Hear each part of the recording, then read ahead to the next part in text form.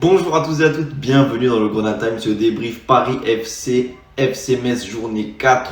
Nous avons gagné à Charletti 2-1 et c'était hier que vous l'avez entendu pour la première fois. Donc avant de passer au générique, là, tous ceux qui sont encore sur la vidéo, la preuve, j'ai envie de prendre tout le monde à contre-pied et de nous prédire une victoire avec beaucoup de retenue, mais je sais pas. Mon nez me dit que voilà, flop contre Lorient. Par contre, on va gagner de la confiance contre le Paris FC où on va gagner à l'extérieur. Voilà. Et maintenant, on passe pas encore au générique parce que je vous invite à vous abonner, à mettre la cloche, tout ça, à vous la liker. Et maintenant, on peut passer au générique et on pourra débriefer en statistiques et en images la rencontre. C'est l'entrée d'Ismail Assar qui va immédiatement s'illustrer. Là, on est déjà à 3, je peux vous dire 3. Et ça m'énerve. Ça m'énerve. Le titre de champion est fêté dignement à Saint-Symphorien.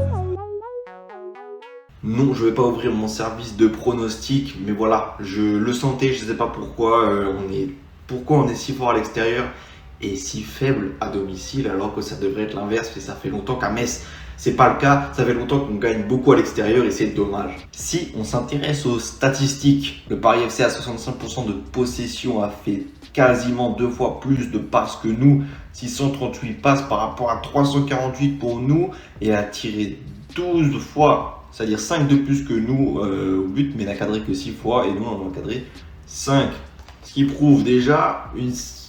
Donc franchement, j'ai l'impression que sur le match, pour ceux qui ont regardé le match, on a été beaucoup plus dangereux. Sur chaque action, c'était nous qui étions plus dangereux.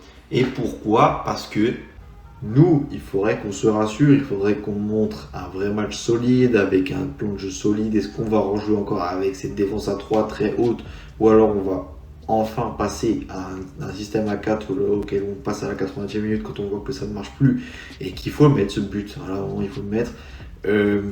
Faut voir si les automatismes sont trouvés entre la défense, Gauthier Hein, Jesse Deminguet. Et voilà, encore le nez fin, mon petit nez qui me trompe pas. On a besoin de solidité défensive et c'est pas non plus sorti du chapeau du magicien d'Oz. Voilà, je sais pas quelle expression utiliser, mais pour bien attaquer, il faut être solide défensivement. On a le retour de Mathieu Hudel, on a le retour de cette défense à 4 avec Assadi Boussané qui est neuf. Voilà, qui continue sa lancée. Enfin, il n'est pas dans une défense à 3 où il est désorienté, où il doit assumer beaucoup plus, même s'il a les épaules. Attention à Sadi Boussané. Là encore, ce sera un extrait que vous pourrez sortir dans plusieurs années si vous voulez. Garçon très énergique et avec le temps, ça va être comme un Kalidou Koulibaly, ça va se calmer, se poser et ça va surtout se solidifier. Mais en tout cas, très bon match de sa part.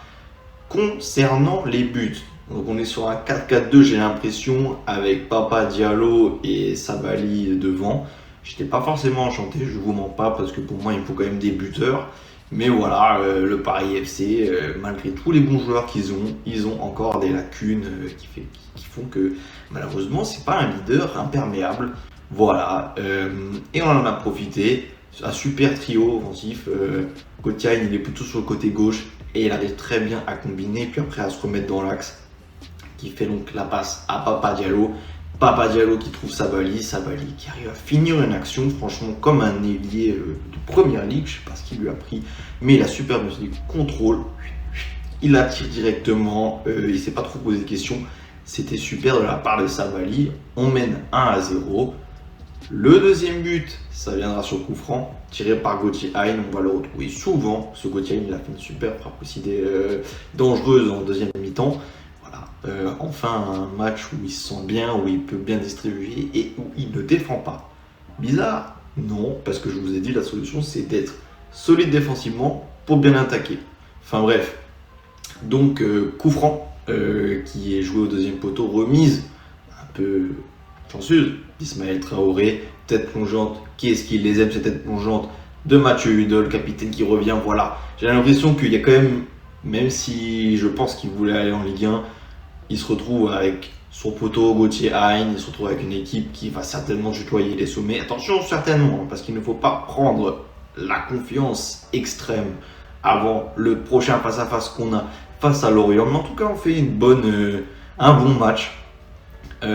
Sur le but du Paris FC, qui arrive dans la première mi-temps aussi, de Noah Diko, Okidja doit intervenir un peu plus rapidement. Voilà, il y a un ballon qui cafouille dans le petit rectangle des 6 mètres d'Okidja et il ne sort pas. Mais sinon, voilà, il a quand même évité 5 autres occasions de but.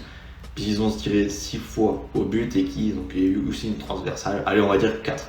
Il y a eu 4 arrêts d'Okidja, c'est pas mal, mais malheureusement, comme on l'a répété beaucoup de fois l'année dernière, le rôle de gardien est un rôle ingrat, donc il faut être parfait tout le temps, parce que si tu trouves un but et que malheureusement il y a 1-0 à la fin, et ben voilà, c'est aussi un mauvais match pour le gardien. Là, la victoire est là, donc match correct de la part d'Okidja, mais de la défense aussi. Sur tous les titres de presse, vous verrez que le FC Metz a été solide défensivement. Pourquoi ? Parce qu'ils ont été concentrés et on a une défense à 4 qu'on connaît. Voilà, le mignon. Quand on aura recruté Xavi, Iniesta, tu pourras faire tes volontés de défense à 3 hyper hautes et tu pourras faire un 3-4-3 et on s'amusera, pas de soucis. Pour l'instant, on n'a personne.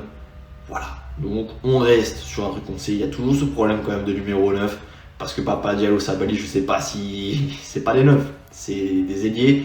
Et donc, soit on les met en ailier et puis il faut trouver quelqu'un. Iboussani n'a pas été titulaire, mais il faut trouver quelqu'un au milieu. Soit ils deviennent Messi et Ronaldo et on allume les Ligue 2 comme ça. Dans tous les cas, on ne s'enflamme pas. On a fait une très bonne opération au classement puisqu'on est revenu à la 5e place à ex-aequo avec Pau qui est à la 4e place et les seuls devant c'est des leaders qui ont tous 9 points dont Lorient, donc ça nous fait un peu chier, mais attention, du coup Lorient, prochain adversaire, il va falloir aussi gagner ce face à face et là ça risque d'être un peu plus dur puisque Lorient c'est un relégué, c'est un club qui a des ambitions. C'est un club solide, c'est un club qui veut monter sur ses face-à-face aussi. Et on se retrouvera prochainement pour débriefer ce match et l'analyser. Ciao les gars!